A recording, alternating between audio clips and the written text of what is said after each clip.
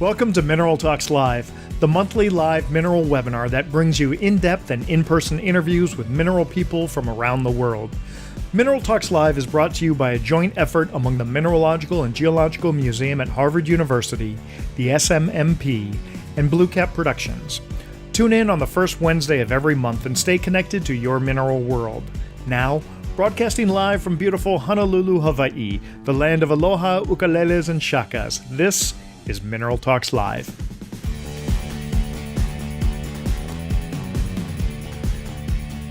Aloha everyone and welcome to Mineral Talks Live. Today is Wednesday, May 4th, and I am required by law to say may the 4th be with you, always.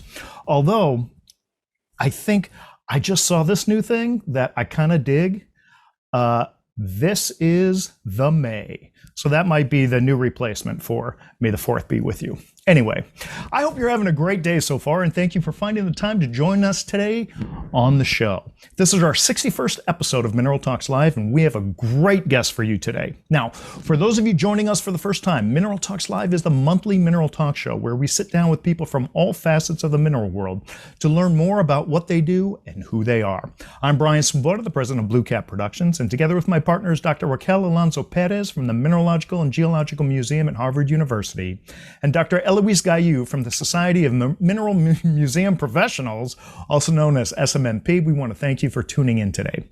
Mineral Talks Live has been going strong since June of 2020, and we'll continue to sit down and talk with some of the really fascinating people of this mineral world. These include some of the best curatrix, curators, collectors, dealers, miners, researchers, artists, and media people on the planet. Now, for a complete list of all our past guests and links to those interviews, please visit the URL at the bottom of the screen. If you enjoy our show and want to keep it going, go ahead and click the subscribe button below and be sure to tell your friends about us. As you know, one thing that makes the show unique is that this isn't just a conversation between me and our guests. All of you get to be part of the show by participating through the chat or the Q&A feature, both of which are located at the bottom of your Zoom window. The chat feature allows you to type messages to everyone watching the live show, and as we're all about community, when you first sign on, go ahead and fire off a hello to everyone telling us where you're from. Also, if you have general thoughts or comments during the show, this is where you can post them and interact with each other while we're talking. Usually our guests and I aren't able to read those comments, but Raquel and Eloise will be very active in the chat areas and may even interject a question or two to us during the show. Obviously, on today's show, Eloise has limited internet access, so we may see a bit less of her than we normally do, but she's still listening in as best she can. Now, if you have a question you're dying to ask our guest, but it's a bit off topic of what we're discussing at the moment, feel free to type your question into the Q&A section, and we'll do our best to get to that at the end of the show. Finally, at about 40 minutes into the program, you may see a window pop up on the screen asking a bunch of questions for our Quick Fire 5 segment.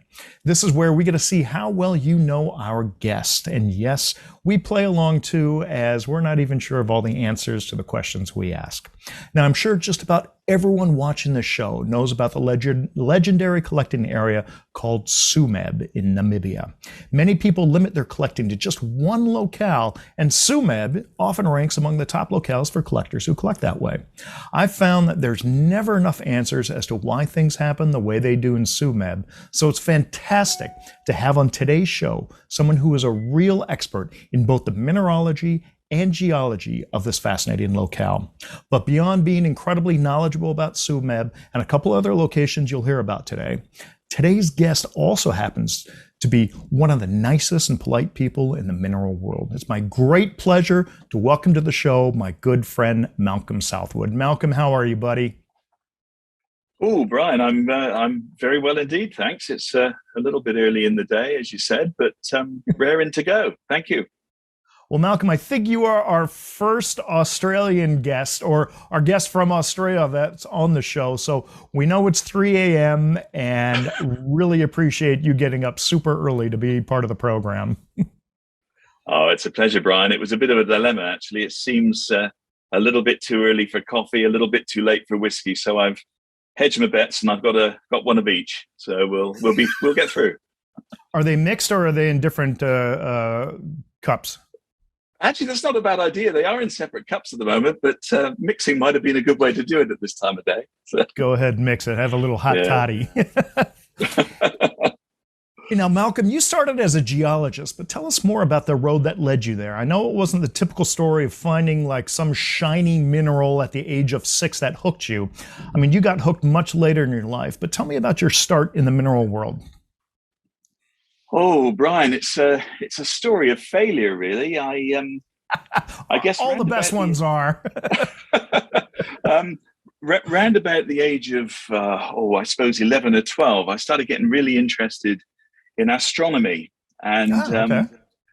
I wanted to do astronomy at university, but my maths wasn't strong enough. So when I got to, we call it A levels in the UK, I guess it's the last couple of years of high school in the US. When we got to choose A levels, I said I'd like to do chemistry, physics, and biology. And the physics teacher said, no, not a chance. Your maths is way too weak to do physics. So it just so happened that for the first time, the school had started a geology A level, and I put my name down for geology. And I absolutely loved it. And did geology for the final 2 years at high school, and then went off to university to do geology as a major, and very much enjoyed that as well. And in the UK, there's incredibly varied geology. I wasn't thinking too much about minerals at that time, but field work in Cornwall, I think we've got a couple of photos there. Gorgeous scenery, wonderful geological localities.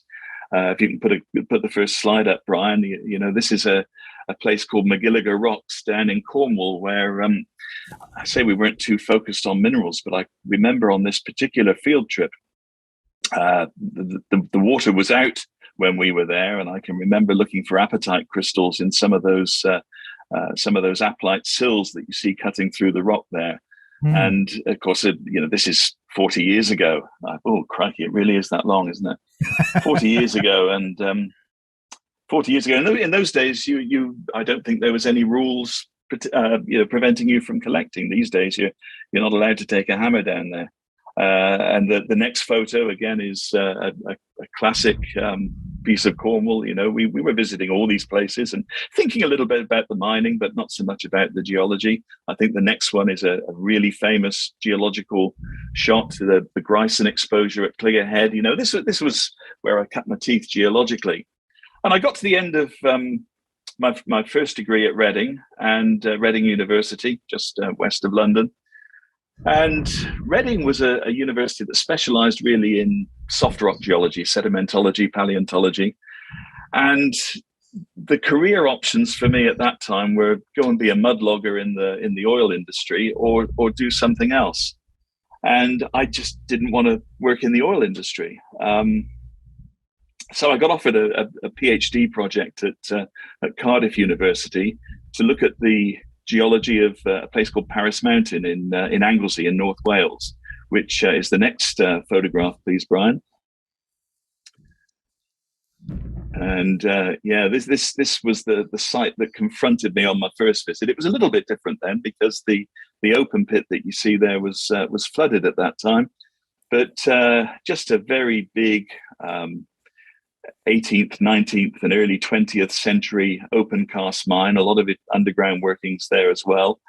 And of course, this is the type locality for anglesite, which I didn't find any when I was there studying from a PhD. It's quite difficult to find, I think, but the next slide shows you a Paris Mountain anglesite that I acquired many years later, and obviously nothing like the anglesites that we see from Tsumeb or from Morocco.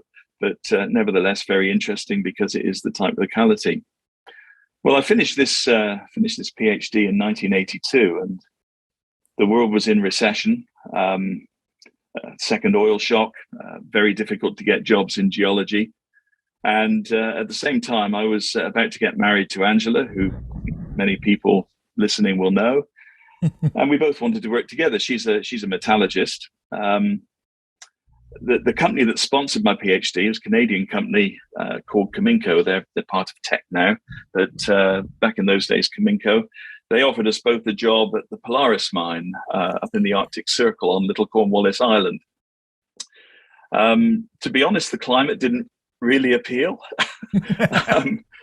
And the idea, I think it was on a 10 weeks on, 6 weeks off basis. The idea of being locked up on little Cornwallis Island for 10 weeks at a time didn't really appeal either.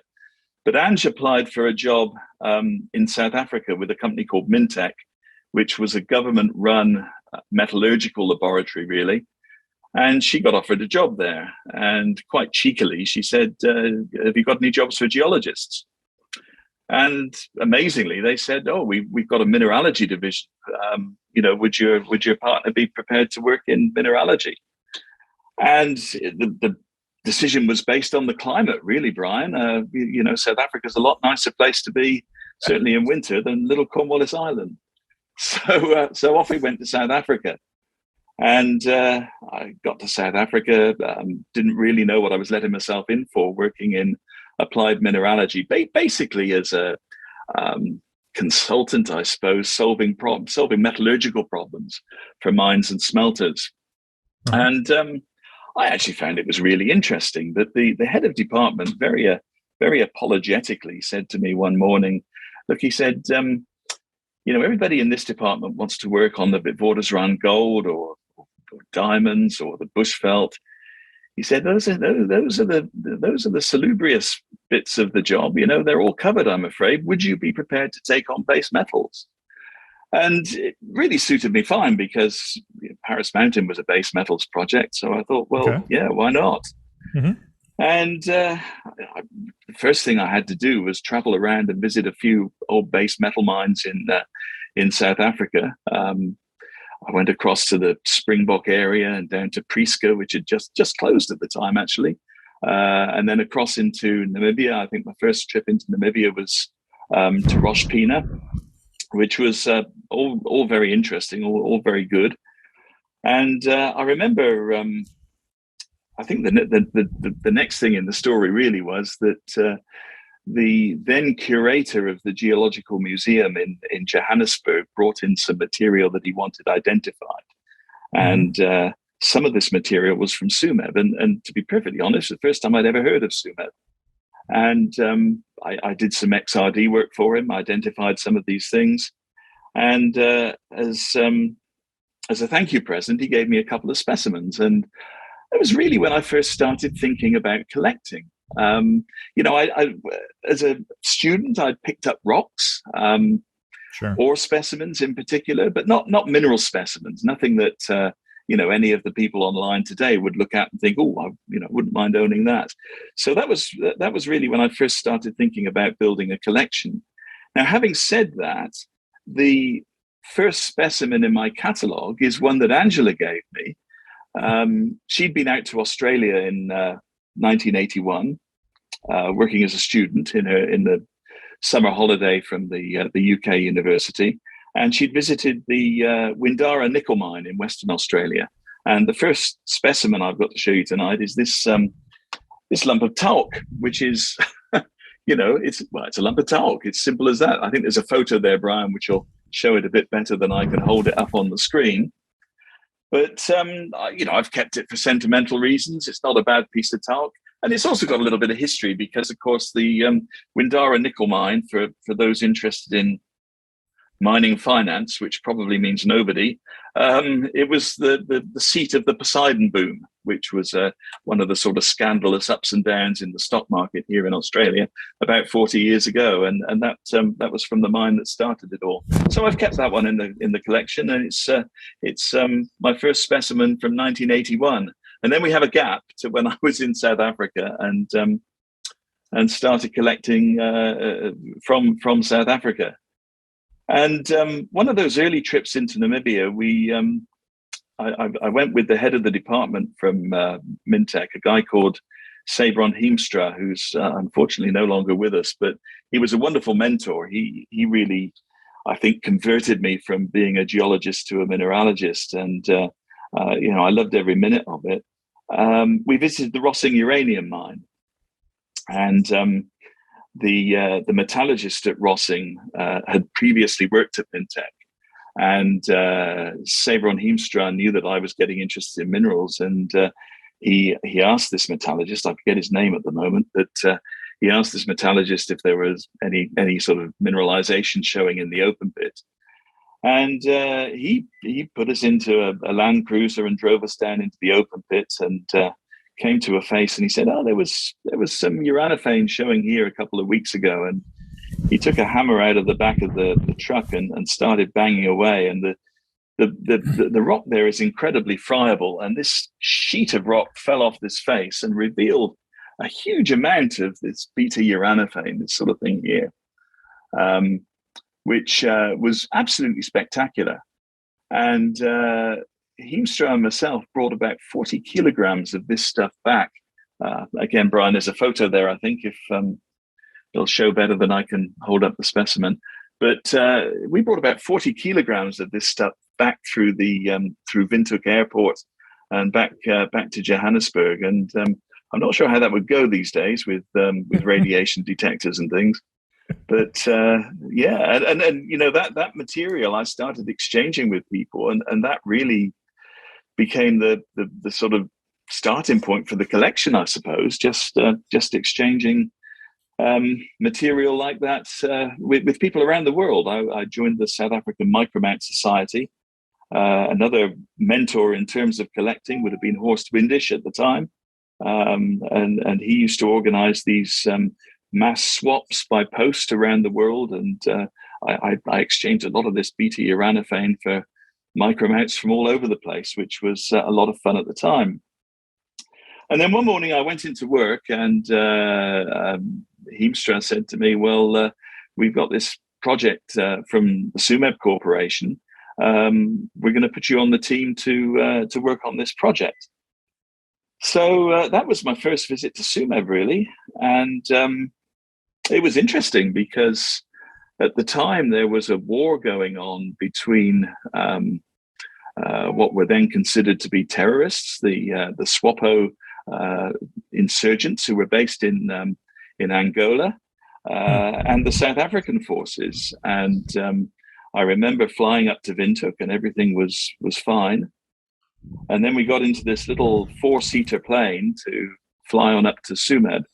A pilot and a co-pilot, and the two of us sitting behind. And we were flying so low, just hopping over bushes, really.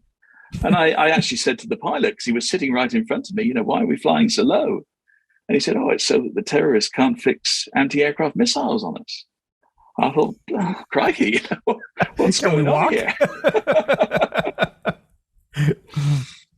Anyway, we got there safely, and that was my first visit to Tsumeb. I was there for about 2 weeks, and I spent most of the time sampling material in the concentrator. To be honest, the project was all about trying to improve lead recoveries. They were having a problem because they'd hit a very duftite-rich part of the ore body, and the duftite is very difficult to respond in a froth flotation environment. And so basically the work that we were doing was working out how to best configure a gravity stage in the concentrator to make sure that those lead minerals were not being lost to the tailings. And it was a lot of fun. As I say, a lot of time sampling in the concentrator, but also a lot of time working with the late John Innes. And I'll talk about John a little bit later. And I think it was coming home from Tsumeb that time that I realized, crikey, this is a place that I've really got to start collecting, because John showed me a lot of things that I've never even heard of, Brian. A lot of the names were new to me. But he also showed me 1 or 2 specimens of common things that were just so spectacular. And I thought, well, look, this is something I'd like to see a lot more of. And I was very, very fortunate over the following 2 years to visit Tsumeb, probably maybe half a dozen occasions for a week or 2 weeks at a time, and develop that early interest. And I guess the first specimen that I have in the catalogue from Tsumeb, this was a gift from John Innes. It's an amazing specimen. This is it. It's a pseudomorph of tenantite after energite. And again, Brian, the photograph will do it more justice than I can by holding it up. And you'll see the elongated energite crystals there. They're completely altered to tenantite. And the sort of framboidal nodular aggregates there are also tenantite, but of a completely different habit, of course. But that was my first Tsumeb specimen, and that was how it all began, really. Now, Mal, Tsumeb is a fascinating place both geologically and mineralogically, and you had started as a geologist and evolved, shall we say, into a mineralogist. How did Tsumeb kind of resonate with you on those two different levels? Yeah, it's interesting, Brian. I think the mineralogy at that stage was very new to me and something that I wanted to learn an awful lot more about. The geology was at that time was probably more of interest. And I'll show you a section in a few minutes of the geology, and we'll talk a little bit more about it in detail. But I do remember at the time, the geology department was quite big. From memory, there were probably close to 20 people in the geology department, which for a small mining company in those days was quite a lot. Sure, yeah. And it was a constant subject of discussion in the geology offices about the origins of the Tsumeb deposit. There were still are an awful lot of unknowns and uncertainties. And I think it helped that, in 1986, what I would call the seminal paper by Kruger et al. Was published on Tsumeb geology. And the time that I was there in 83, 84, and just into 1985, everybody was really working up their ideas to pull that paper together. So I was very privileged, I think, to be in on some of those discussions, and it was absolutely fascinating. And as I say, I'll show you in a couple of minutes a little bit of a summary on the geology. But in the early days, I felt more competent to talk about the geology than I did about the mineralogy. Now I would flip it around and say I'm much happier with the mineralogy. Yeah. Now, Mal, can you tell me, I know that you went into geology because your mathematics was absolute rubbish, but you say that you fell in love with geology. What was it about geology that kind of impassioned you so much? Yeah, it's interesting, Brian. I think I was very fortunate in having a geology teacher at high school who I got on with extremely well. The lessons were a pleasure. He made them very interesting. We did a lot of field work, even if it was just going out of the school down to the beach on a Wednesday afternoon, or a Saturday trip up into the Mendip Hills. He made it really, really interesting, and I think that's what really hooked me initially. When I went to university, it was interesting. Again, personalities, I won't mention any names here for obvious reasons, but paleontology, which I thought I would be really interested in, we had a dreadful lecturer, and I never got my head around fossils at university. Whereas igneous petrology, metamorphic petrology, we had great lecturers, and I loved it. So the people involved were part of the story, I think. There you go. That's why, proof positive that the teachers, the mentors, the influencers are so important. It doesn't matter at what age, but you get someone who really allows you to wrap your mind around a concept and does it in a fun and educational way, and it could chart paths for the future for everybody. Sure, absolutely. No, I think it's really important, and I have been very lucky. I think all the way through, really, I can. I'm not going to bore you with this because some of it's nothing to do with geology or mineralogy at all. But, I can sort of identify pretty much all the way through my career people who I've thought of as mentors. And it's been incredibly important. I think that's critically important. That's one thing that I love supporting, any kind of mentorship program that's going on right now in the mineral world. Mal, let's get back to Tsumeb. Let's talk a little bit about that. Now, I think in one of my promos, I said that there were 280 minerals where the type locality was Tsumeb, but I think that's actually inaccurate. Is it? What's the current number? Well, the number of type locality minerals is 72.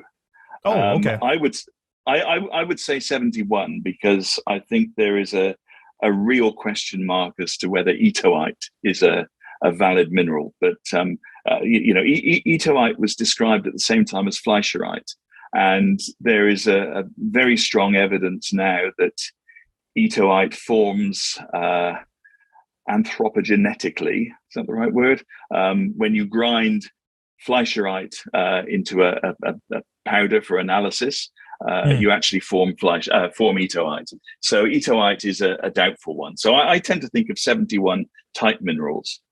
Okay. Now, so I'm talking about total minerals found there. I guess. Yeah. I mean, the number of entries on Mindat at the moment is 370 something, I think. And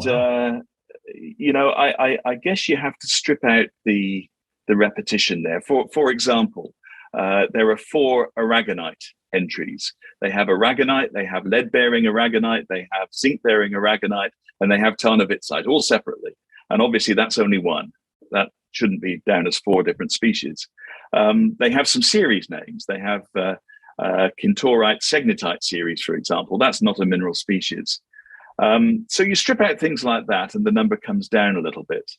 Now, I think originally I might have sent you an old number. I had a number in something that I wrote that said 280 confirmed mineral species.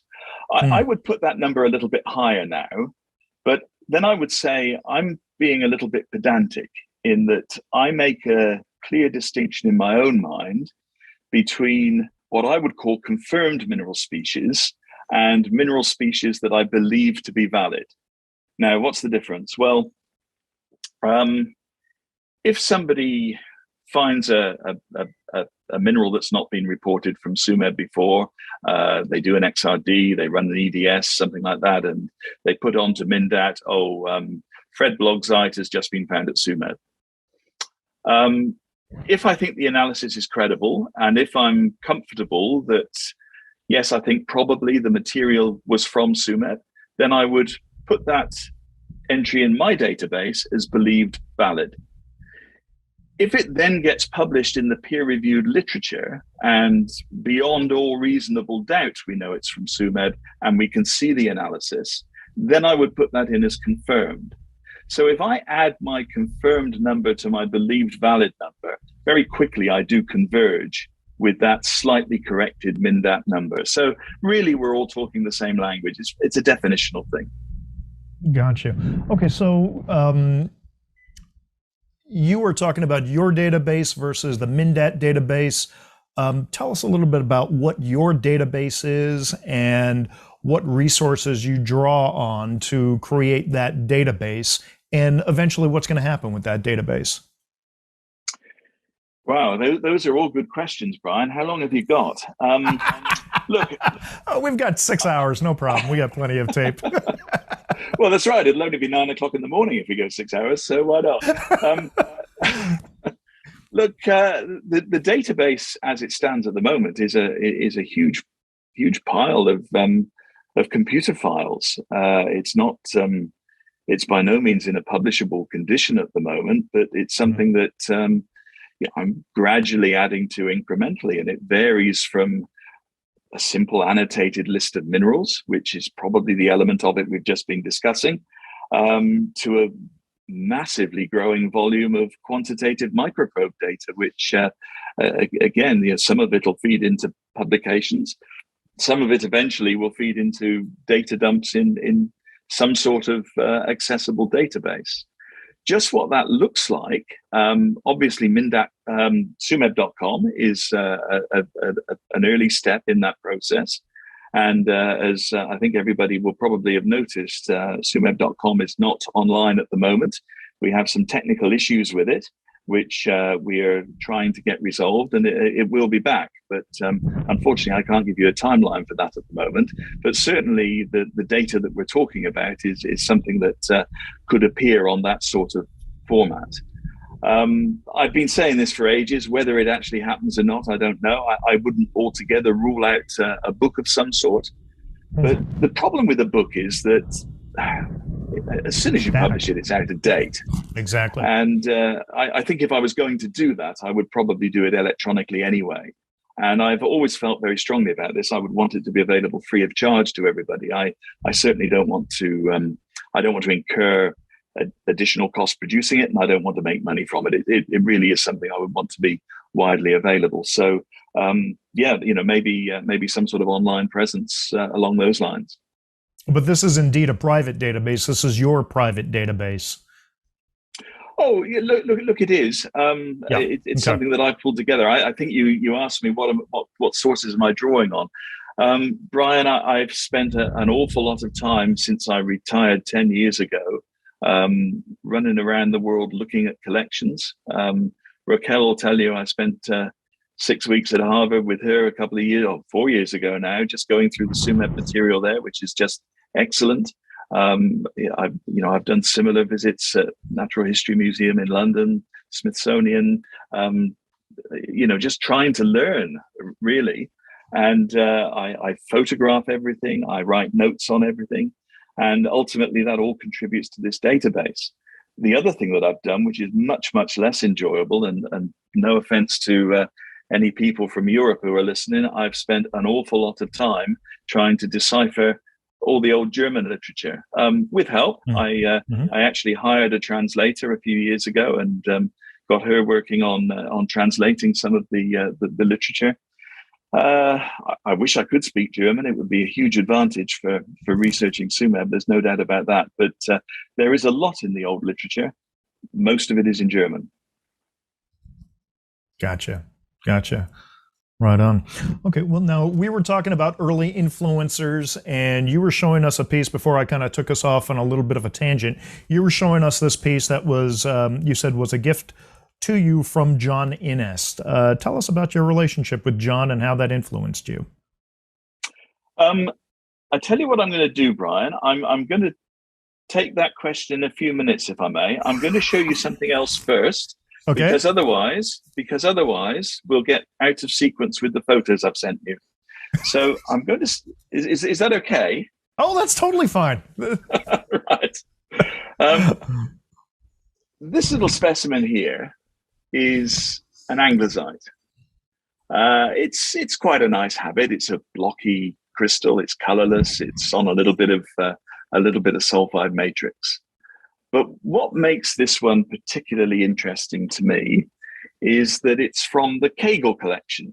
And Friedrich Wilhelm Kegel was the general manager stroke director at Tsumeb between 1922 and 1932. He actually continued as a director through to 1938, but he did it remotely from Switzerland, which is amazing.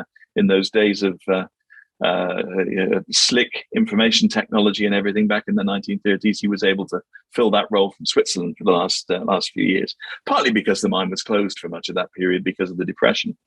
But Kegel is, I suppose, one of my mineralogical heroes from Tsumeb. I think the next photograph will show you his label for that specimen. And one of the reasons that I think he's so important in the story is that for many of his specimens, he recorded the level of the mine on which he found the specimen. And this one is from 7th level. The Kegel collection was bought by the Smithsonian in 1949, I think. And it was a Roebling endowment that bought it. So it's a Washington Roebling collection there. You'll see it's Kegel number 148 from Kegel's original catalog. And he tells us the level number, which is really important. Now, if we go to the next slide, please. This shows the gentleman himself, a rather stern-looking German, and I should thank the people at the Tsumeb Museum for these older photographs. That's a fairly well-known photograph that's been published a number of times, so I don't think I'm showing you anything new there. The next photograph, yes, please, Brian, that's it. This is a geological section of Tsumeb. And it's a rather scruffy section, but I've chosen it for a particular reason, which I'll explain in a moment. And you can see here that the ore body is a vertical pipe for much of its extent. It's subvertical for part of it, obviously. And it's hosted by dolomites of late Proterozoic age. The ore body itself is dated at about 540 million years, and it cuts across that dolomite stratigraphy.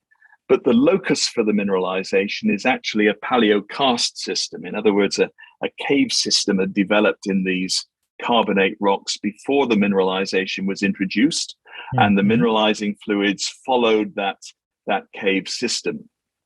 The whole sequence has since been tilted, so it's certainly not in its original orientation, and we're left with that pipe formation there. Now, the reason I chose this old section is that this particular one was actually hanging on the wall of the geological offices when I was going to Tsumeb in the 1980s. And it was drawn by the chief geologist at Tsumeb between 1950 and 1967. It was a guy called Gerard Sung, for whom Sungite is named. And this section, it's not a particularly informative section, but when the Tsumeb mine closed and company went into liquidation in the late 1990s, this section was rescued, shall we say, from the mine offices and passed to Bill Pinch, the late Bill Pinch, who had this on the wall of his mineral room for many years. And Angela took this photograph of the section in Bill's mineral room when we visited him back in 2016. And I just think it's got a nice little bit of history there because of Sung's involvement with it.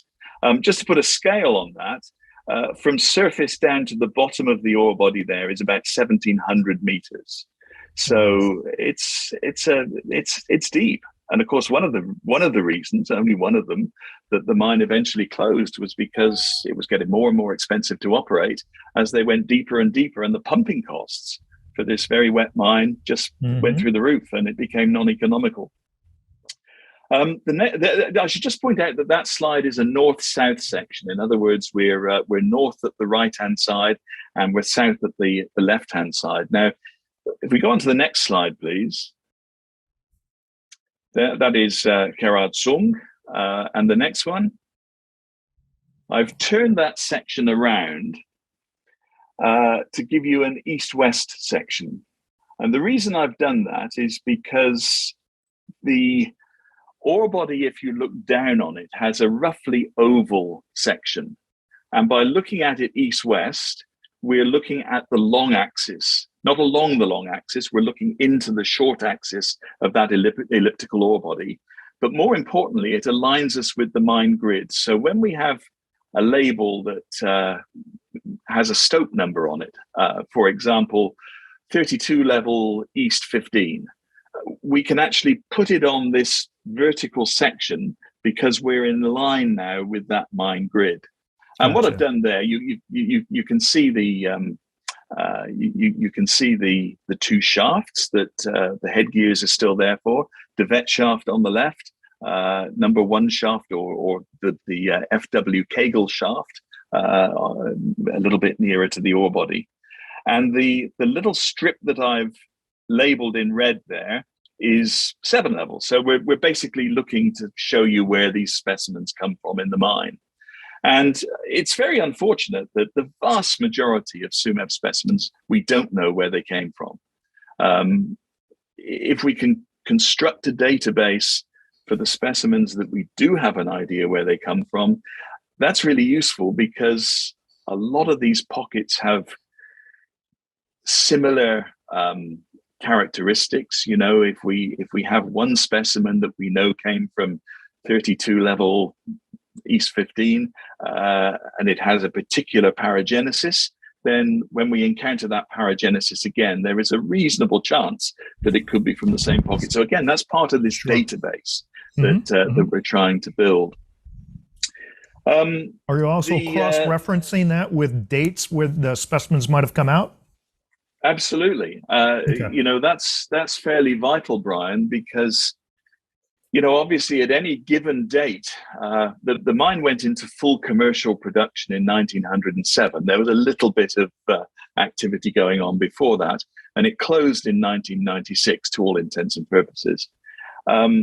During that 90-year period, obviously the mine was getting deeper and deeper and deeper. So if you have a specimen that was mined, for example, pre-Second World War, we know for a fact that the deepest development, not even production, but the deepest development was on 22 level at that time. So manifestly, anything in a pre-war collection must be from above 22 level. So that is quite useful. The only problem is that all the way through the mine life, they kept coming back to the upper levels for a couple of reasons. One reason was to blend the ideal ore mix to go through the concentrator, and the concentrator was designed to work with a mixture of oxidized and non-oxidized ores. And the other reason is that when things got tough and the economics of deeper mining were challenging, they would come back up and rob pillars in the upper levels because the mining was a whole lot cheaper. Sure. So while we can say that anything mined before the Second World War was 22 level or above, what we can't do is say anything mined in the 1980s was such and such a level or below. So it's not a definitive rule. It's kind of more of a potential guideline. Yeah, sure. It's a guide. Okay. Yeah, that's right. So the next little specimen that I'm going to show you is one that'll be close to Raquel's heart. I've got it here. This one probably will show up reasonably well, actually, on the that looks great on the screen. This is a chalcotrichite, obviously, the fibrous habit of cuprite. Both sides of it are rather nice. And this specimen I bought from Ian Bruce back in 2009. And I don't think either of us realized how significant it was at the time. It came with a Phil Scalisi label, and the Scalisi label said Ex Grace Dearborn Collection. Well, as I said to you, back in 2016, I spent 6 weeks at Harvard with Raquel and her team. And most of that work was going through the Klein collection. Wilhelm Klein was the production manager effectively at Tsumeb between 1916 and 1939. And I'll say a little bit more about him in a minute. But there are 2 or 3 similar specimens at Harvard. And of course, while I was going through all this Klein material, I got very familiar with his numbering.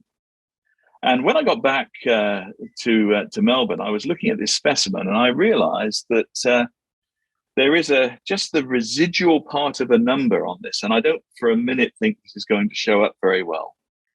But under the microscope, I can see that the number residual on this specimen is 806.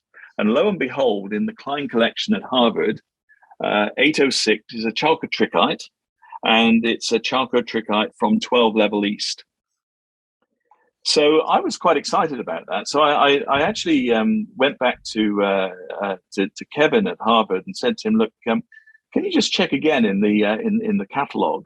And sure enough, all of the specimen numbers around I think 804 through to 812 are all chalcotrichites from 12 level east. So that was quite a discovery, and it turns out that a lot of the Klein collection specimens, for better or for worse, were traded out of the collection at Harvard in the 1960s, and Grace Dearborn was one of the major recipients. So I found myself very privileged to have a Wilhelm Klein specimen in the collection, and because of that, it really is one of my favorites. If I can take you on to the next slide, Brian, please. We got a photo there. Yeah, so that's 12 level east. So we're still in the first oxidation zone, although fairly well down it. And the next slide, please.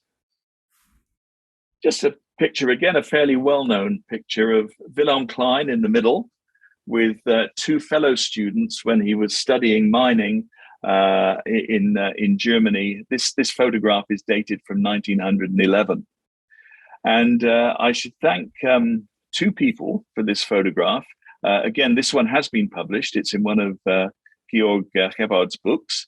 but so it has been published. But this is a scan of the original. And the people I should thank for this one are a gentleman by the name of Michael Lang in Germany and a lady by the name of Barbara Kloos in South Africa. And they are actually Wilhelm Klein's grandchildren who have been in touch with Raquel and Ernst Schneitman in Namibia and myself, and have provided us with a huge amount of additional information about Wilhelm Klein and his time at Tsumeb. And just to give a very short summary here, Klein was, I think, the first person to actually record where he was collecting specimens at Tsumeb. He got there in 1916. He kept fairly meticulous notes on all the things he collected. And I think it was Klein who influenced Kegel to do the same thing. Klein was obviously there before Kegel. So we've got these two collectors back in 1916 through the 1920s and 1930s who were actually recording where their specimens were coming from. And that's incredibly important because it really is the core of the knowledge we have about the distribution of minerals in that first oxidation zone. Klein was an interesting bloke. He had 7 children. He married while he was in Namibia to a German lady, and unfortunately, at the outbreak of the Second World War, he was arrested, as were most German males in Southwest Africa at that time, and he was placed in an internment camp in Windhoek, where he sadly contracted appendicitis, and after surgery, he passed away. He was only 50 years old, and you do wonder if he'd lived, what more he might have contributed, because, as I say, his legacy is pretty important. The next slide, if you could please. I don't expect anyone to be able to read this or really to want to. It's an old German newspaper article. In August 1938, Klein gave a lecture at the Eckelben Hotel in Tsumeb. And it was a lecture arranged by a German trade association.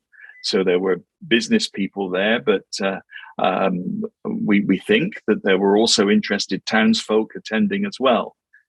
And a month later, bizarrely, an account of that lecture was published in a mainstream newspaper in Windhoek. It's a single page, but it's incredibly detailed. It's essentially a set of bullet points describing the depths and the habits of how each mineral occurs in the first oxidation zone at Tsumeb. And that really is a very important document in understanding the distribution of minerals in the upper levels of the mine. So you can see why Wilhelm Klein is one of my mineralogical heroes there. Certainly.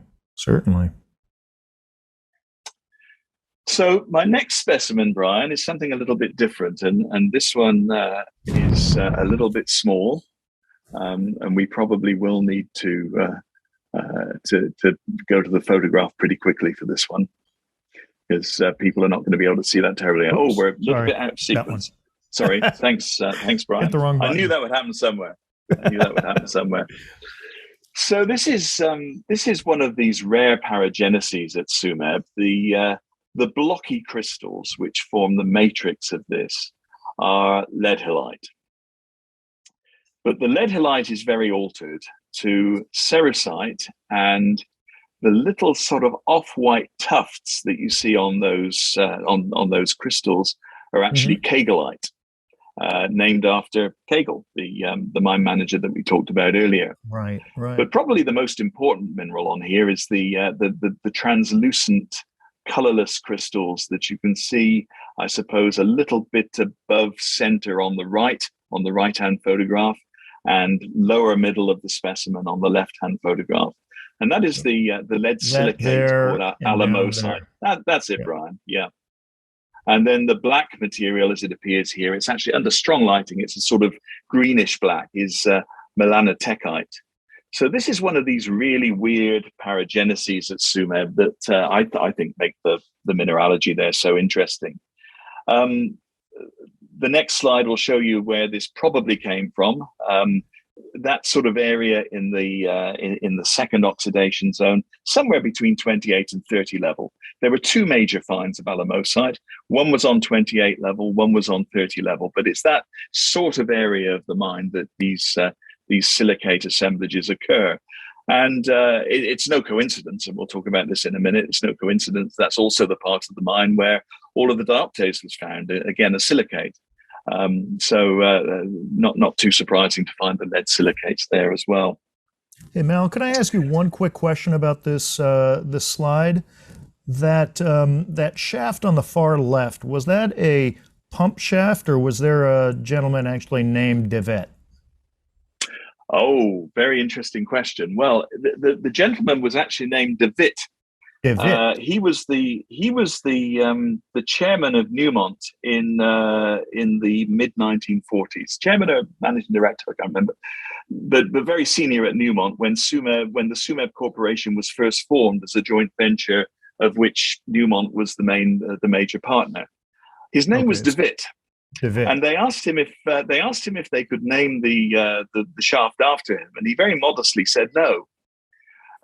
So they went back to somewhere in the First World War history of Tsumeb, where there was a General Devet involved in the fighting at Tsumeb, and they sort of compromised by calling the shaft Devet, which is quite obscure, really, but interesting nonetheless. I mean, the intention was to name it after the senior Newmont official, but it didn't quite work out that way. Perfect. Okay, because I thought it just might be some bastardization of the wet shaft, used for pumping out the water. But there's actually a significant historical story behind that. Thank you. It's a somewhat obscure one, I guess. But it is it's interesting, isn't it? These little things that stick in your mind when you read about them. But absolutely. Brian, my next specimen, I said I'd choose somewhat less common minerals, things that you don't see too often, but this is a common one. This is a specimen of dioptase. It's quite a nice one. It's small, as you can see, and again, I'll get you to go to the photograph because you'll see it a lot better. And the reason I've put this specimen in, apart from the fact that it is quite a nice dioptase specimen, is that this specimen was collected by John Innes, and it was one of a specimen in his collection. And although it's quite small, it was obviously one of the nicest specimens in the collection. The reason I say that is that when John's collection was being sold, a couple of dealers visited Australia, and I'll come back in a minute to why John was in Australia. But a couple of dealers visited and cherry-picked about 130 specimens from his collection. One of the dealers who came was Julius Schweibel, and that was one of the specimens. I think the Schweibels took 80 specimens, and that was one of the specimens that the Schweibels selected. What's interesting about it is that there is a handwritten label with it recording that he collected it from East 19 Stope on 30 level. And I'll show you where that is in just a second. But the next slide, I think, is a picture of John Innes, and I must thank his widow and his daughter for this picture. John became a good friend of mine. He was an incredible geologist, mineralogist, self-taught really on the mineralogy side. He did geology at university as well, but his first love was mineralogy. He studied here in Queensland. He was born in Brisbane in 1948, and when he graduated, he started applying for jobs. He wanted to go to Canada, but the first job he was offered was with the Tsumeb Corporation in Southwest Africa, as it was at the time. And he jumped at the opportunity. He knew what the collecting potential would be like. Unfortunately, John was not a well man. He'd had an incident here in Australia. He was a true bushman. He loved going out in the desert. sometimes collecting minerals, sometimes just hiking. And on one occasion, he got lost, couldn't get back to his vehicle, and he got very severely dehydrated. And that was the start of kidney problems, which would eventually, unfortunately, end his life. Yeah. When he went to Namibia, initially he was working as a geologist, but as his health deteriorated, his superiors suggested that he should take over the role of chief mineralogist, which would mean that he could be Tsumeb based. And he worked extensively at Tsumeb and at Combat, the mine about 60 kilometers south of Tsumeb. And just like Willem Klein, he has an enormous legacy. Perhaps with John's legacy, it's not so much the recording of details with his specimens, although a lot of his specimens were well labeled. Unfortunately, a lot of the labels got detached and misplaced from the specimens, which was a great shame. The ones that didn't, obviously, are very valuable because of the information they provide. But what he did was he was involved with the discovery of a lot of new minerals. I think 8 or 9 new minerals at Combat and 3 or 4 at Tsumeb, which are attributable to John. Unfortunately, as his health got worse, he decided to come back to Australia. He'd married an African lady. Things were quite difficult for them in Southwest Africa because of the racial tensions at the time. Apartheid was never such a big issue in Southwest Africa, but unfortunately the prejudices were all still there. So they came back to Australia, and again his health deteriorated, and he passed away at the age of 44 in 1993. Wow, which is very sad. You know, again, you wonder what he might have achieved mineralogically if he'd lived.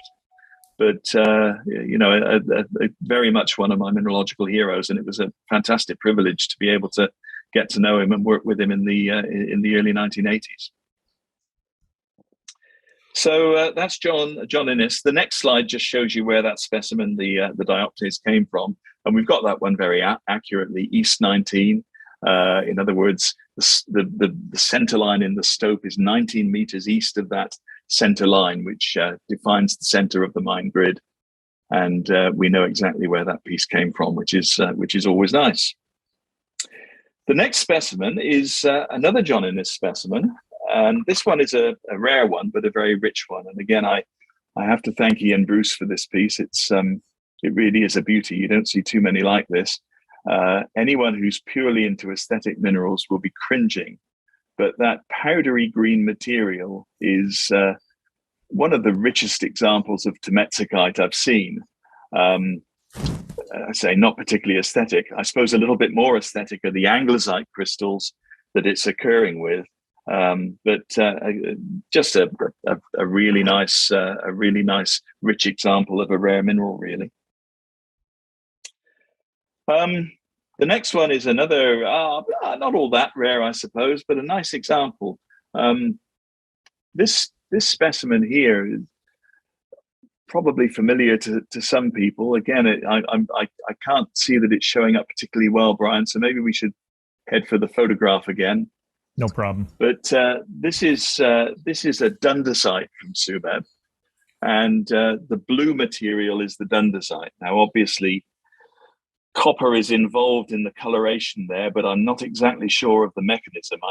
I suspect there is some inclusions of a copper mineral rather than anything in solid solution there, but I don't know that. It's associated with cerussite, which is altering to hydrocerussite, and on the back of the specimen there is a little bit of azurite.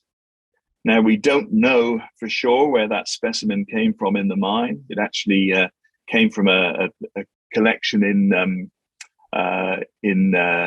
Namibia about 25 years ago, I think, which Marshall Zussman bought and brought to the US.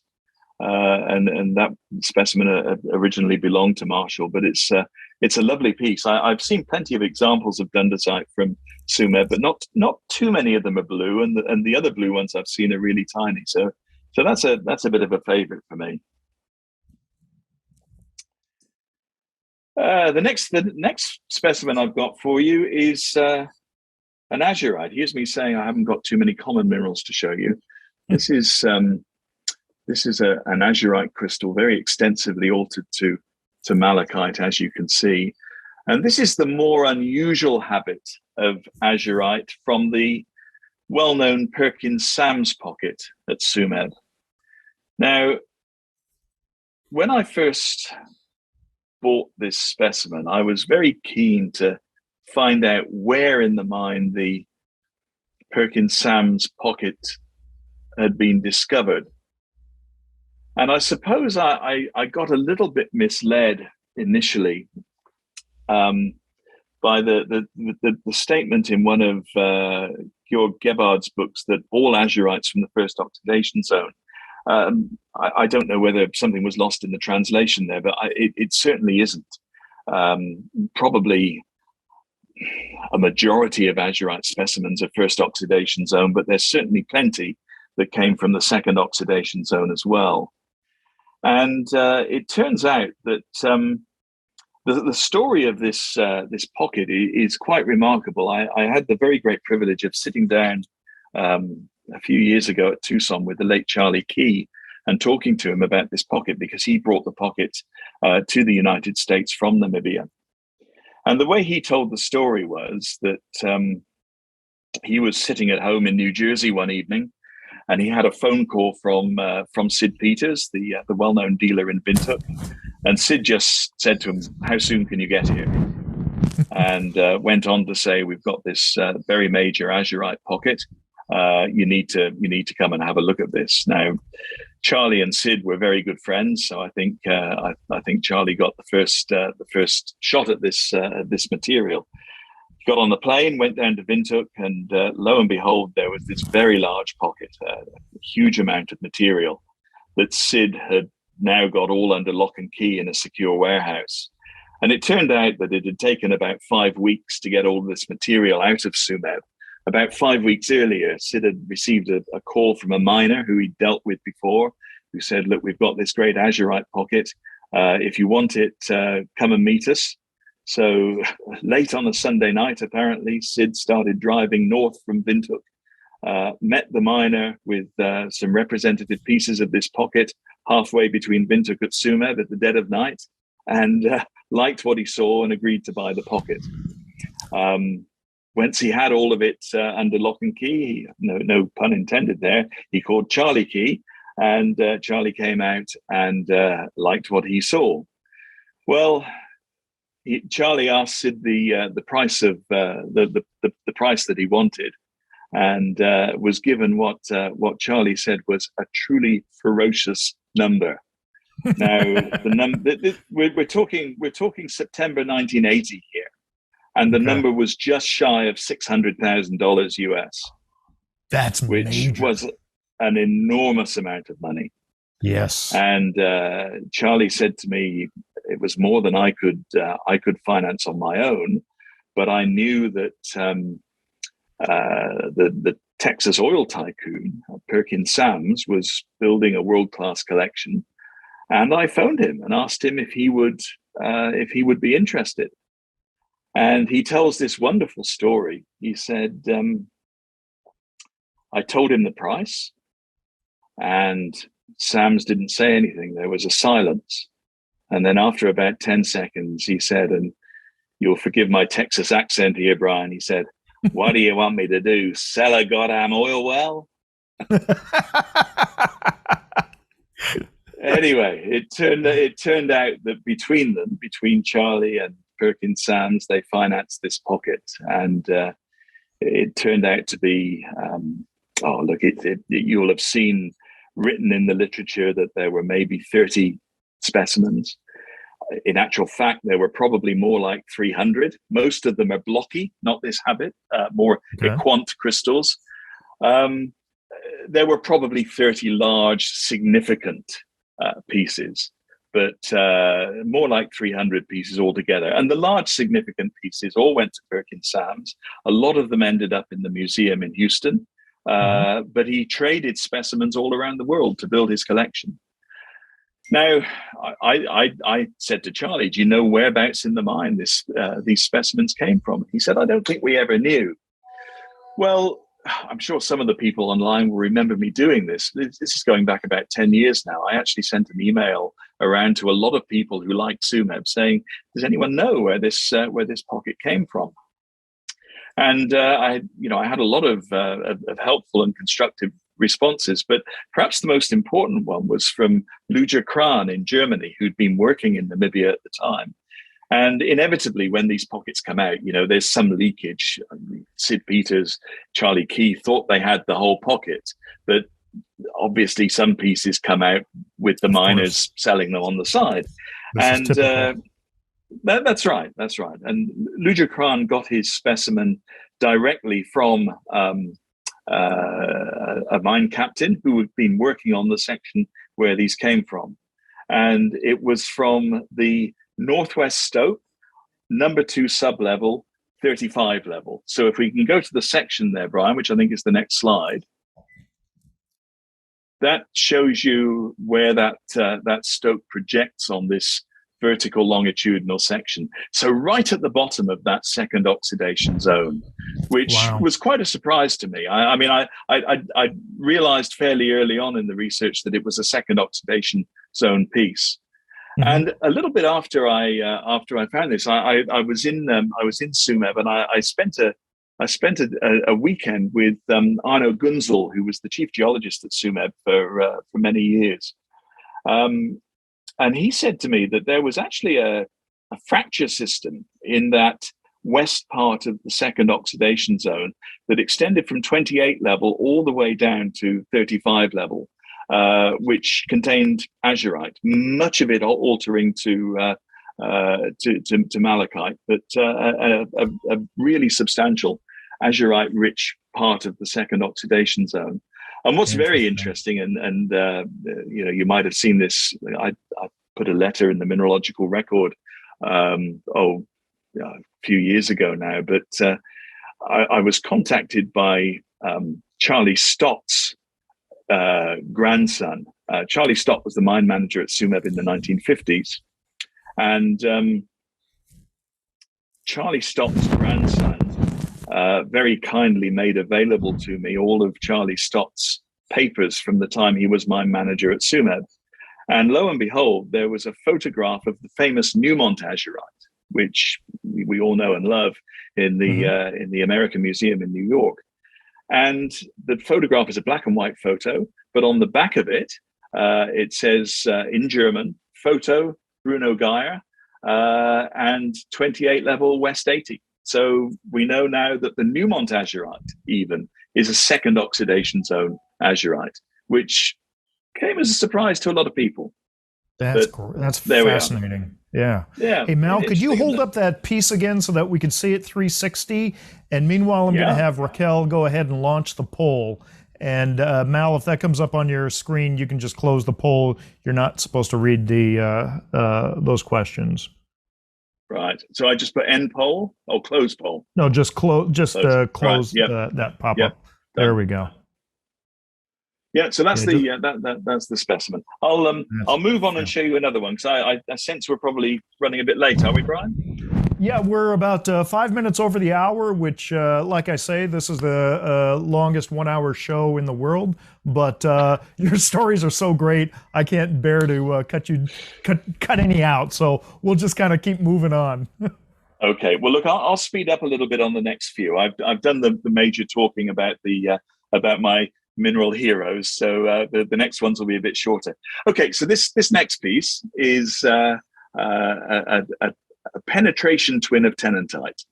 Again, the photograph will probably show it better, Brian, but this specimen I first saw in Tucson in 2012, I think.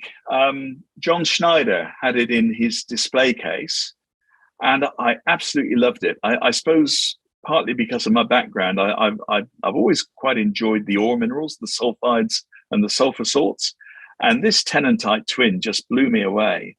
And when John sold his collection in 2018, I think, he knew that I was very interested in this specimen.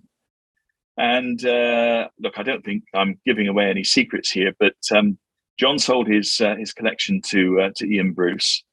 And John actually phoned me from the US while Ian was with him, and said, "Mal, I've done the deal. Ian's here. I've sold him the collection. I thought you need to know." And I said to John, "Put Ian on the line, please." And I said to Ian, "Look, when you get back to England, there'll be an email for you with a list of the pieces that I'd be interested in." This was top of the list. I never thought I'd own it, but it was one that I was delighted to be able to get hold of. And another one of John's specimens is this one. And again, I don't know how well this will show. Sorry, Brian. Hey, there we go. So this is a motromite with these bullseyes of compositional zoning in it, which is quite amazing. I don't think there are too many of these around. I mean, how many good specimens of motromite are there? It's not the sort of thing you'd put top of your list of aesthetics, is it? But this one's got these incredible bullseyes. And I've just done a whole lot of microprobe work on motromites. And there is compositional zoning here. And this is basically variation in the extent of calcium substituting for the lead and zinc substituting for the copper. It's all motromite, but just variable content of the non-essential elements in that formula, which is a really interesting piece. The next one that I'll show you is again, it's not going to show terribly well, so we probably better move to the photograph. This is a budantite. And it's all budantite. The massive material at the bottom of the specimen, as you're looking at it there, is budantite, XRD proven. The crystals in the middle are budantite. There's a little bit of coloration from carmonite. And under the microscope, there are tiny green crystals of gartrellite. But that is essentially all budantite, and 4 or 5 different habits of crystals there. Almost certainly, certainly from the second oxidation zone, almost certainly from the well-known discovery on 35 level, although I can't prove that that's the case. But that was where the best of the budantites came from. The next one is a big ugly thing.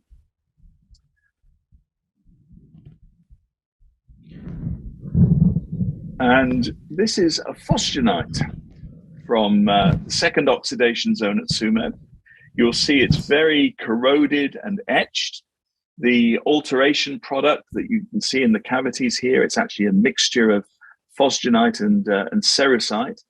But if I could put a really bright light behind it, it would be bright amber. You know, it's that classic amber glow that you get from these phosgenites. And not too many of those around. Phosgenite was a little bit more common in the first oxidation zone in much more classic Montepone style crystals. But these really big things, they say quite big and ugly, but they're a little bit more unusual. Not too many of those came out, I think. The next one I'm going to show you, this is adamite.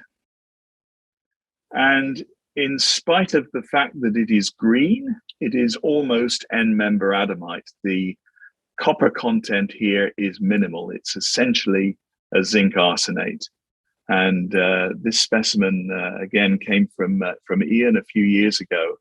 It's almost certainly from the pocket which Charlie Key described as the biggest adamite crystals to come from Tsumeb, described in the 1977 Mineralogical record issue. The individual crystals here are about 2.5 centimeters, which is quite remarkable for the species.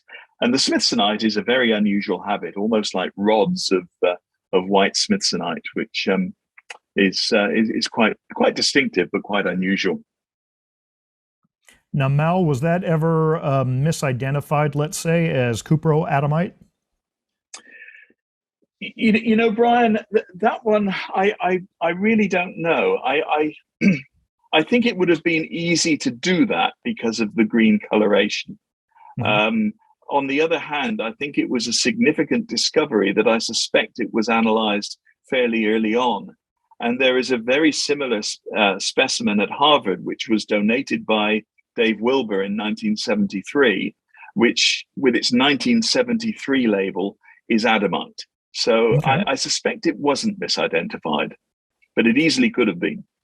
And for our audience, I'm referring kind of to a presentation that you and Martin Stevko, our good friend, did at one of the Tsumeb conferences back in 2019 in Tucson, where you guys were debunking the term cuproatomite and showing that it was the minerals are really kind of on a series between atomite and olivenite. Yeah, that's right, Brian. That was quite interesting, really. It's not quite as exciting as it sounds. It's not, zinc olivenite isn't, or wasn't when it was first described in 2007. I think it wasn't a new mineral in the sense of new discovery. It was just a different way of thinking about a solid solution series. And I should certainly mention, I would have mentioned at some stage, the third co-author on that work was Paul Carr, who's my very good friend here in Australia, and we're collaborating on an awful lot of these projects at the moment.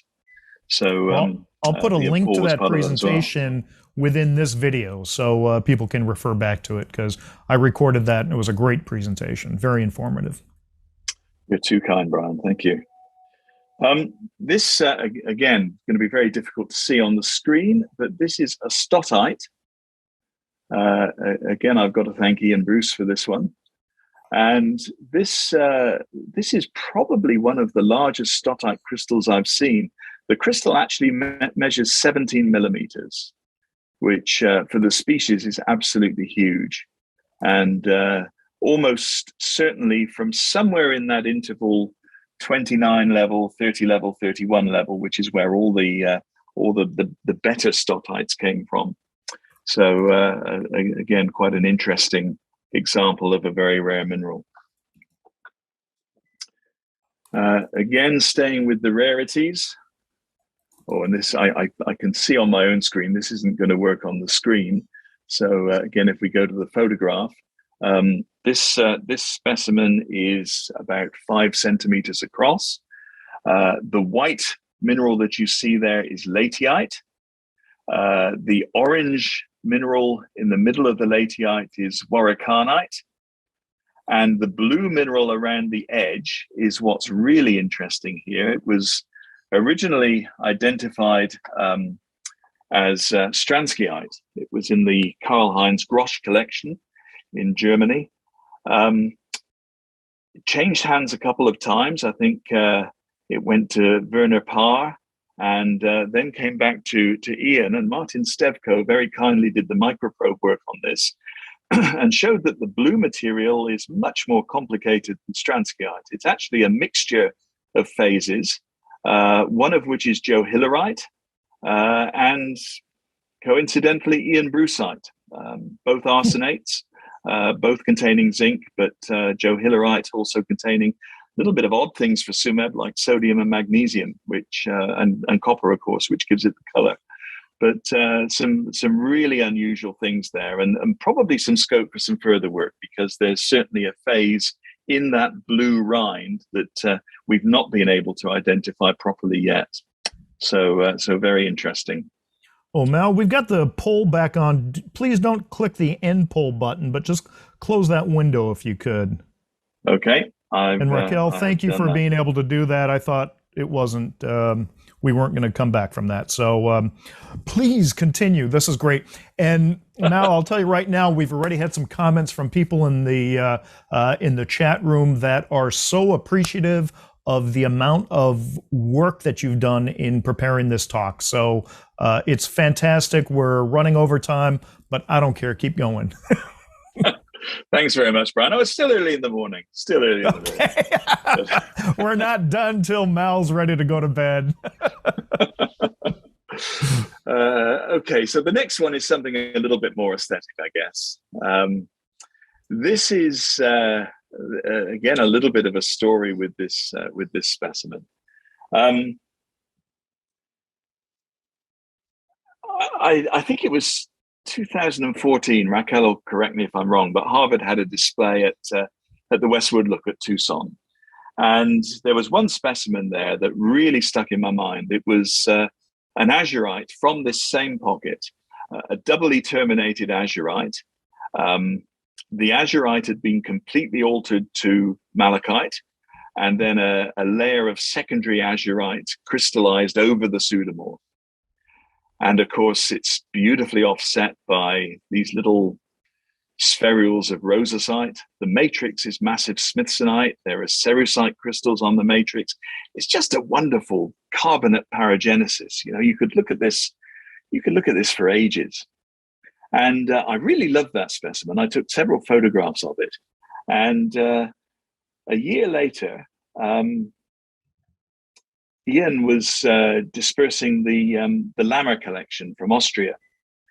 And lo and behold, there were two specimens from the same pocket, manifestly the same paragenesis, same style, habit of azurite crystals. And you probably think I'm around the twist, but I just thought it's so attractive. And I bought one of those specimens. Well, then I went back to Harvard and realized that the specimen in the Harvard collection was from the Karabacek collection. Now, Karabacek was an Austrian industrialist in the 1920s and 1930s. Harvard bought his collection, or a big part of his collection, in 1935. So we know that this must be a first oxidation zone piece. That's the first thing that we take from that. But what transpired was that the two specimens in the Lammer collection both came from the personal collection of Anton Berger, who was a well-known dealer in Austria in the 1920s through to the 1950s, I think. And the Karabacek specimen also came from Anton Berger. Now, I'm aware of a couple of other specimens that also have that Austrian connection. So, look, this pocket, as far as I know, has never been given a name. I tend to think of it as the Berger pocket because I think it seems that he brokered all those specimens and they came via Anton Berger. But I just think it's a really interesting paragenesis with so many of the common carbonate minerals at Tsumeb just so nicely displayed. And that's why I chose that one to show you this evening. Great. And while we're on detailed paragenesis pieces, again, this is a big lump of Tsumeb. This is lump of Tsumeb. Now, the matrix of this is what I call the mixed arsenate association. And this really gives it away as coming from somewhere between surface and 8 level. You know, the occurrence, we know from studying all these specimens in the Klein collection in particular, that once you get below 8 level, you don't get this mixed arsenate matrix. And when you X-ray this matrix, it can contain a whole plethora of different minerals. Sometimes baeldenite, very often duftite, arsent tsumebite, but also massive smithsonite and massive cerussite. And then over that matrix, we've got this beautiful carbonate paragenesis again. Azurite crystals that have completely altered to malachite, white frosting of smithsonite over the malachite, and then little twin crystals of cerussite on top of the smithsonite. So again, just a really interesting sequence of secondary minerals. Brian, the next specimen I put in specially for you. Uh-oh. Well, I'll explain why I did that. I've always been quite interested in dolomite casts, as they're called at Tsumeb. I mean, most of them are just epimorphs after probably calcite, certainly after a rhombohedral carbonate. But this one is something different. And the reason I chose to put this something different in is because this specimen was one of your dad's. It was from the Edsvoboda pseudomorph suite. Okay. It was labeled as dolomite after mimetite. Now, the size of the crystal and the habit, I think, is unlikely for mimetite, but you can see if I hold it end on here, I think, there is definitely something hexagonal going on. And I think this is much more likely after Tarnowitsite. Just the size of the crystal. I can't really think what else can do that at Tsumeb. But it's multi-layered, you know, you've got these concentric shells around this hexagonal form. And I think it's just a fascinating piece. But now, I knew you'd be interested to see that because of where it came from. were you able to trace the origins of it? It went from my dad to Minette, and how did it get to you? I think it went from Minette to Sussman to Kevin Downey to me. Ah, okay. All right. I love it. That's fantastic. Thank you for sharing, Mal. So no, it's an interesting piece, and I absolutely understand why it was in his collection. So, Mm-hmm. so Brian, I'm going to draw to a close now with a couple of specimens that are not Tsumeb and just oddballs that I think people might just be interested to see. The next slide shows you a shot from the road about 7 or 8 years ago of the Combat Mine, which is about 50 kilometers south of Tsumeb. Combat is, I think, not as prolific, of course, in terms of specimens, and nowhere near as important in terms of aesthetic specimens. But when it comes to rare minerals, Combat is right up there with Tsumeb. And I was very fortunate back in 1984 to go underground with John Innes and collect about 20 kilograms of material from the very unusual iron and manganese oxide silicate facies that are associated with the much more commercially important lead and copper ore bodies.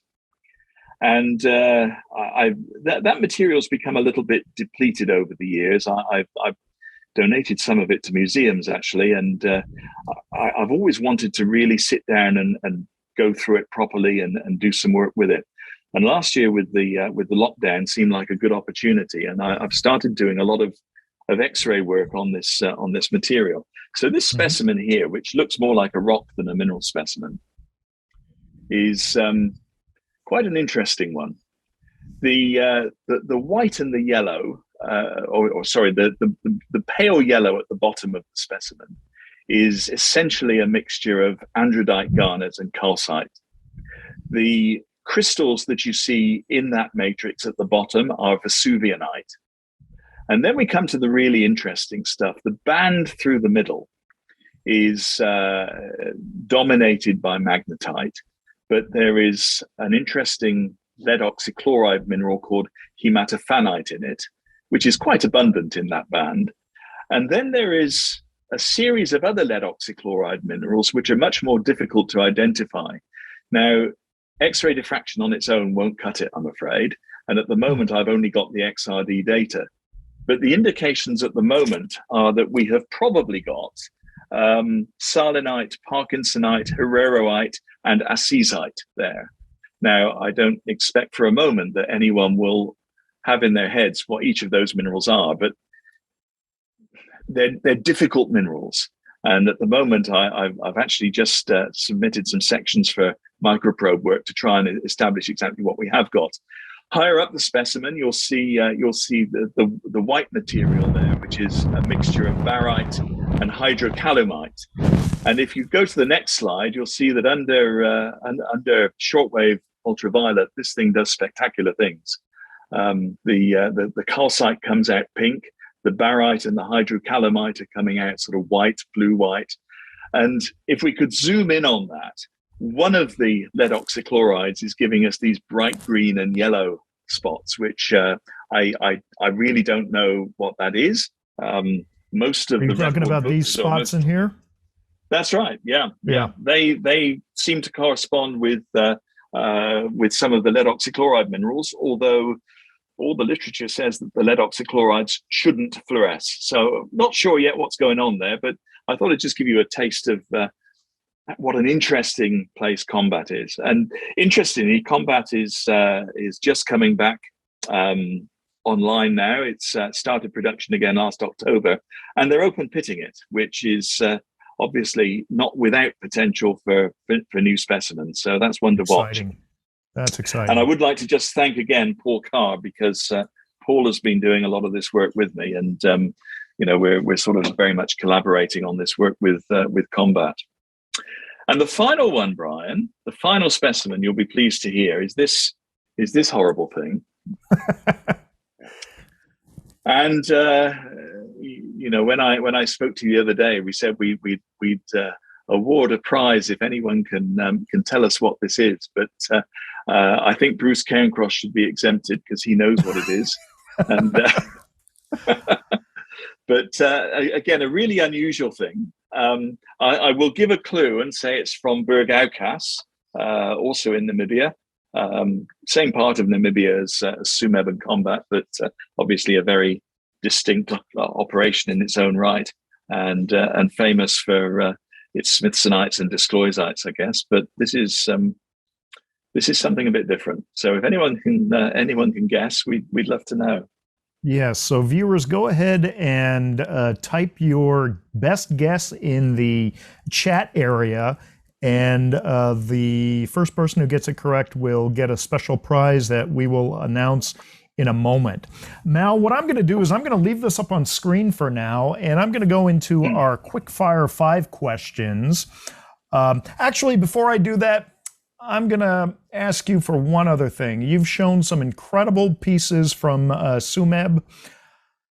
What is one piece of advice that you could give people who have now been inspired to collect Tsumeb specimens? Oh, Brian, I think it would be simply to be patient. If you want to build a collection of really impressive aesthetic Tsumeb material, obviously it's not cheap. And I think the risk is that puts people off. If you're collecting on a budget, you can still find very, very good things. Certainly, if you're interested in the mineralogy as well as the aesthetics. I mean, we all like a specimen that looks nice, but there is still plenty available out there, which would allow you to build a very good Tsumeb collection at a very modest price. But you have to keep looking, and you have to be patient. I mean, my collection is 40 years worth now. As I say, it's a bit scary to think how long it is, but it does take time. Be patient, talk to a lot of people, learn a lot about the mine, learn a lot about the minerals, and keep your eyes open. Fantastic. Great advice. And for those of you that find Malcolm at the shows, sit down and have a chat with them. Guaranteed you will not waste your time. Especially if you buy me a beer. Or 2. All right, Mal, we're going to go into our quick fire 5 questions, and then we're going to go into the Q&A. These are 5 questions that the audience have all already answered. There are 2 answers to each question. You name the one that most resonates with you. All of your answers are correct. We're going to see how well the audience did. Are you ready? I'm ready. Okay, all right, here we go then. Choice of music in the background, jazz or classical? Oh, Jesus. Probably classical. Classical, okay. I didn't say these were going to be easy. Preference of food, beef Wellington or barramundi? Beef Wellington. Okay, place to let's try that again in English this time.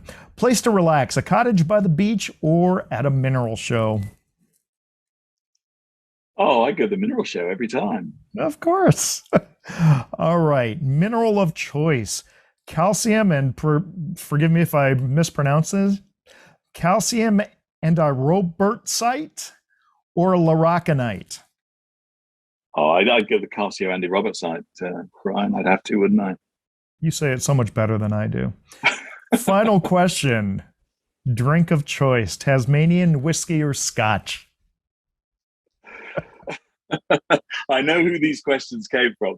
Well, Tasmanian whiskey, and of course there's a story there. So, all right. We have to hear the story before I even say the results of the poll. Okay, there we go. What's the story, Mal? Well, I'm not sure if. Now, keep in mind this is a family show, so edit as you feel necessary. I know. I'm not sure if I come out of this terribly well, actually, but 6 or 7 years ago, Ian and Diana were staying with us here in Melbourne, and what you probably don't know is that Ian and I and Ange as well, of course, went to the same university, albeit about 10 years apart. You know, Ian's obviously much older than I am. Obviously. So anyway, we got into this discussion as to which generation could drink the best and the most. And I had a bottle of Sullivan's Cove Tasmanian whiskey, which is a beautiful drop, really is a very, very nice whiskey.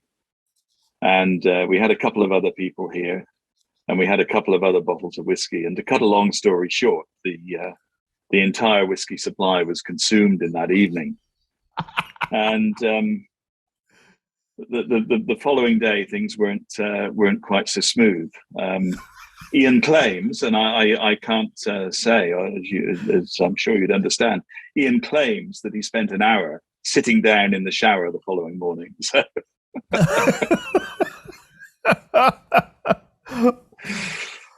Anyway, there we are.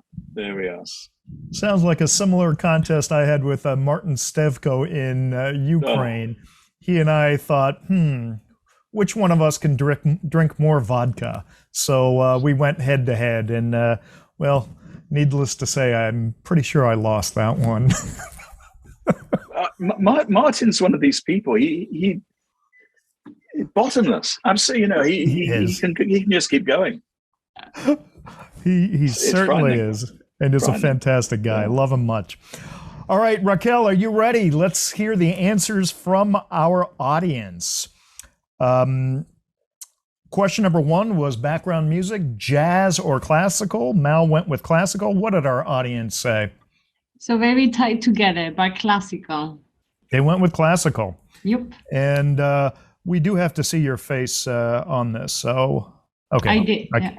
There we go.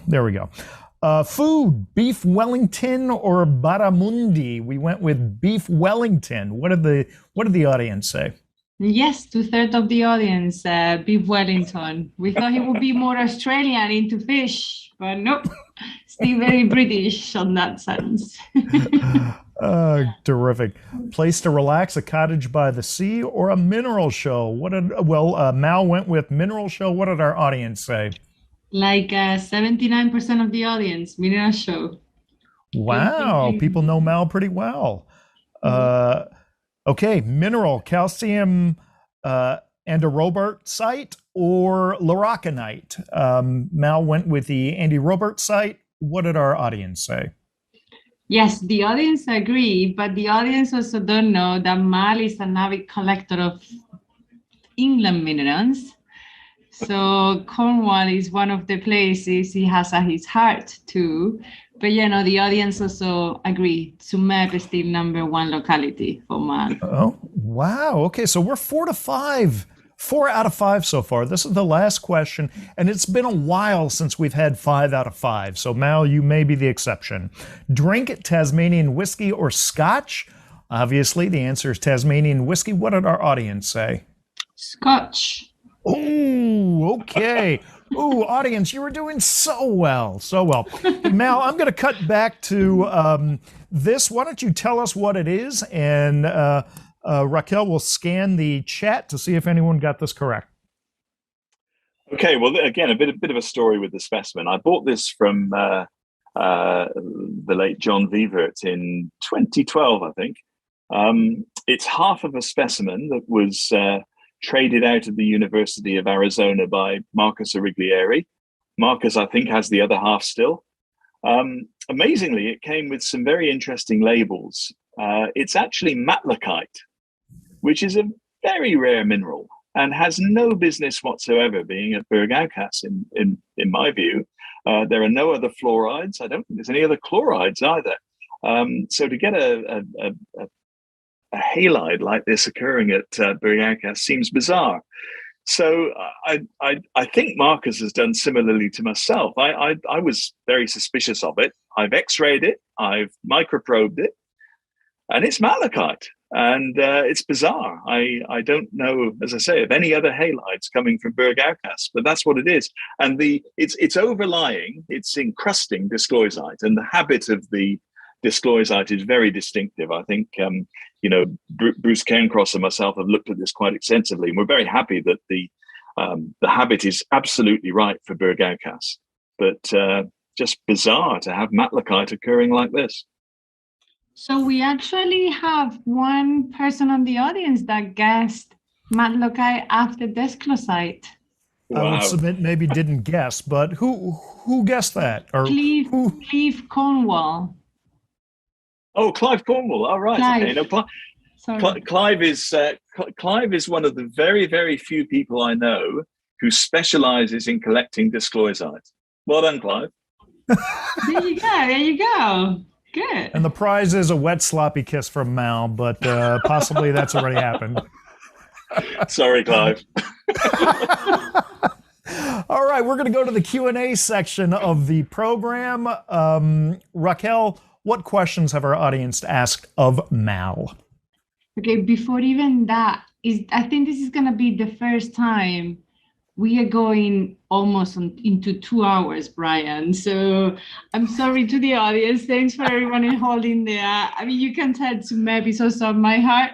So having Man in the show is like we have to get everything that we can from him because he's the most knowledgeable person on Tsumeb and many other localities that I know of.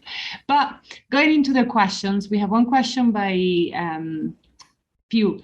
Is the story of the mine, there has been many labor problems, and was there a large auction that the dealers kept the prices very low and the mine stopped selling to dealers? Does that sound familiar, Man? Look, I think there's probably two questions there, Raquel, if I understand you rightly. The labor relations thing inevitably was always an issue, and became more of an issue after independence in Namibia, where quite rightly the unions felt that the miners, particularly the African miners, were being underpaid and treated badly, and inevitably that was always going to lead to labor disputes. So yes, the mine had a long history of labor relations difficulties. The second part of the question, the auctions, is very interesting actually. The policy of the mine management varied through its history as to whether they would allow anyone to collect minerals. They were generally very intolerant of miners using company time to collect minerals and then take them off site and sell them, which is quite understandable.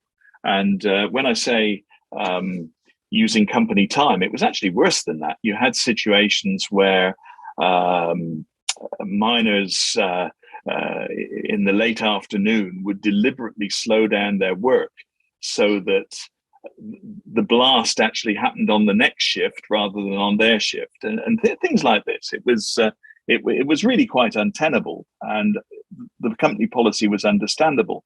They tried all sorts of things to stop individuals wasting company time, and one of the things they tried in the late 1970s.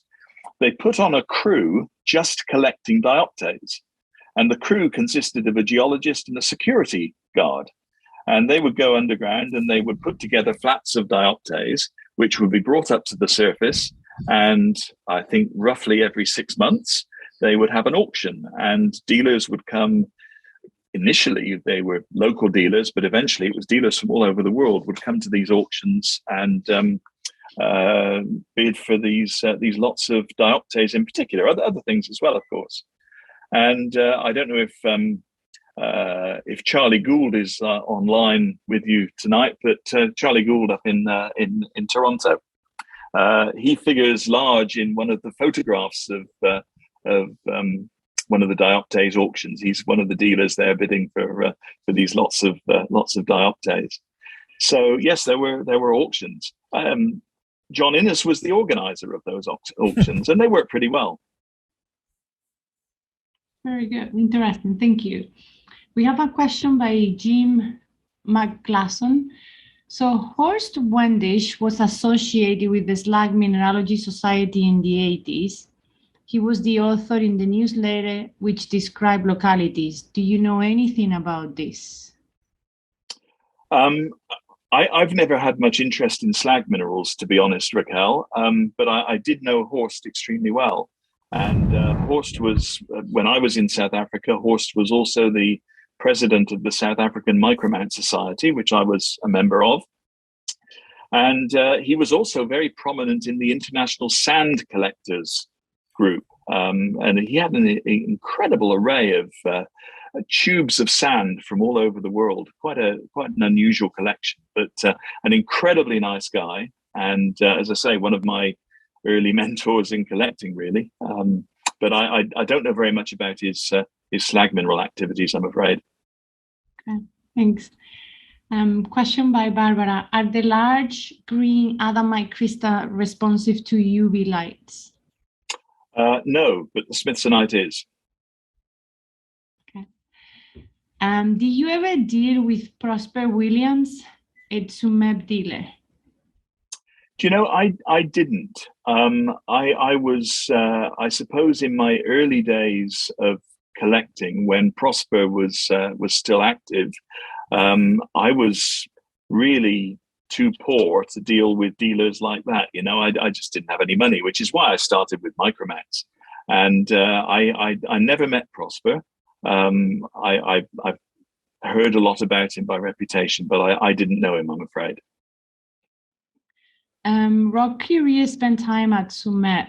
Do you know if any specimens of noted turn up in his collection? Sorry, Raquel, can you say that again? Rob Curie. Oh, yeah, yeah. He spent time at Tsumeb. He's curious to know if any of the specimens that were good enough, end up in his collection, a Rob Curie collection. Well, there was a lot of really excellent material in Rob Currier's collection from Tsumeb, and I don't think any of it has made its way to me. But I have top of my mind one or two particular specimens, and one that I've been particularly fascinated by is I think fairly well known. In fact, I published a photograph of it in a Rocks and Minerals article recently, the malachite pseudomorph after azurite that is naturally broken into three pieces, so that you can actually see the structure of the malachite replacement in the azurite. Look, he had some wonderful Tsumeb material, no doubt about that. Really, really good stuff. Okay, thank you. By Jonah Hotz. Good evening, Matt. Thank you for the very informative talk. Speaking about the Berg Aucas mine earlier, do you have any specimens of desclosite from the Tsumeb mine? Obviously, most of the specimens were from Berg Aucas, just mislabeled. Wow, Raquel, this is a very, very good question.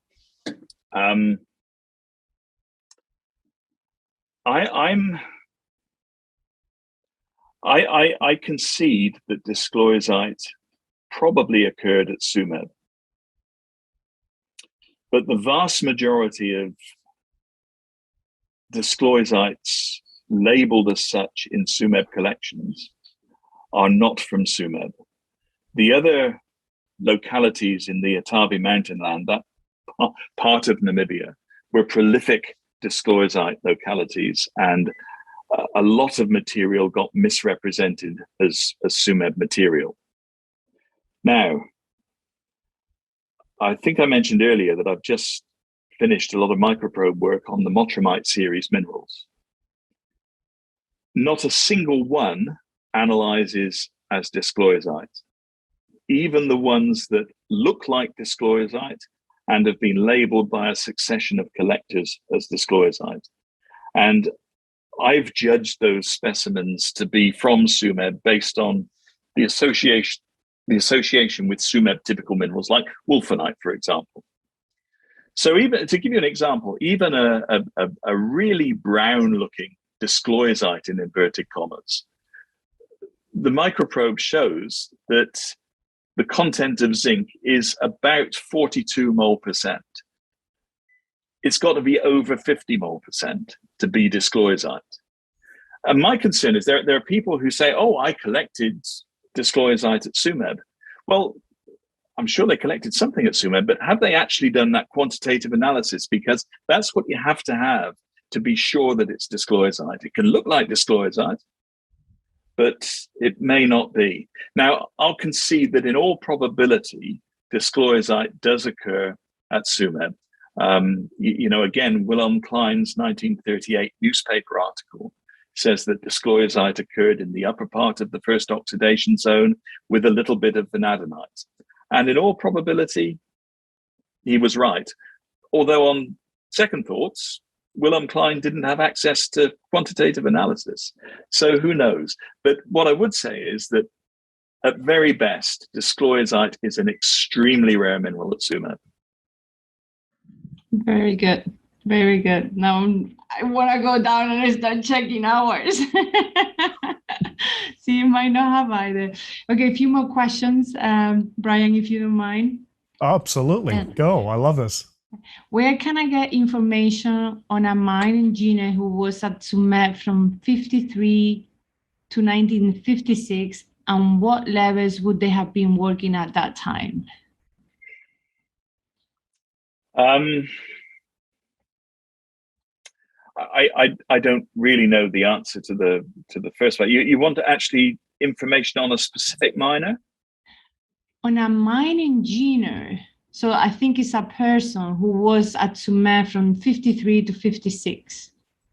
Yeah, I really don't know unless you've got a specific name. But where were they working at that time? Well, again, a very interesting question. The mining at Tsumeb underground recommenced in 1948 after the Tsumeb Corporation took over. They took over in 1947, but initially they were processing mostly dump material on the surface. 1948, they went back underground, and in 1951, the drilling from underground demonstrated the presence of oxidized ore at depth, and that was the discovery of the second oxidation zone. And from the Tsumeb Corporation annual reports, we've got a pretty good idea of what levels were being worked at each year through the 1950s. And I think by the time you get to 1956, we had production on 28 level, and we had development down to about 30 level. I'm doing this from memory, Raquel. If the person would like to email me, I'll give them the detail of that when I can go back and check the annual reports. But the annual reports do actually have quite a lot of information on which levels were being worked and worked in terms of production, but also in terms of development. So we can get that information at least. Perfect. Thank you. I'll ask Mike Scarglioni to send us an email at info@mineralstalkslive.com, and then I can put you in contact with him. We have, he actually replied and said he was specifically asking for Ben B. Comiac. I don't know the name. Okay. One more question by John Watson. What's the role of cerussite? Where and relationships? That's a big, broad question. It is a big question. Two secondary minerals at Tsumeb were so abundant that there is daylight between their abundance and everything else. And those two minerals are smithsonite and cerussite.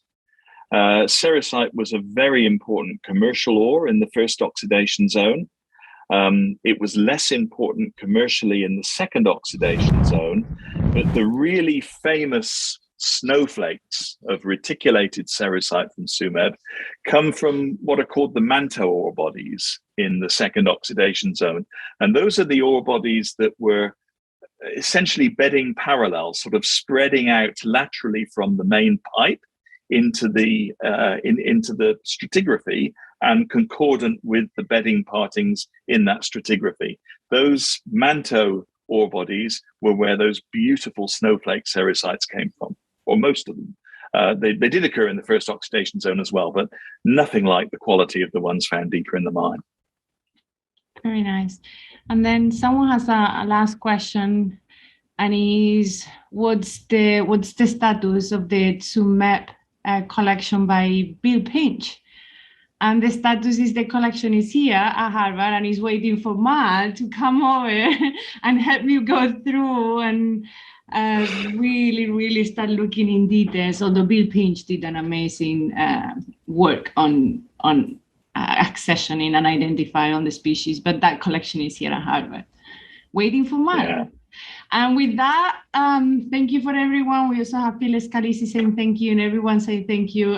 Thanks to everyone for the almost 2-hour show, and I give it back to Brian.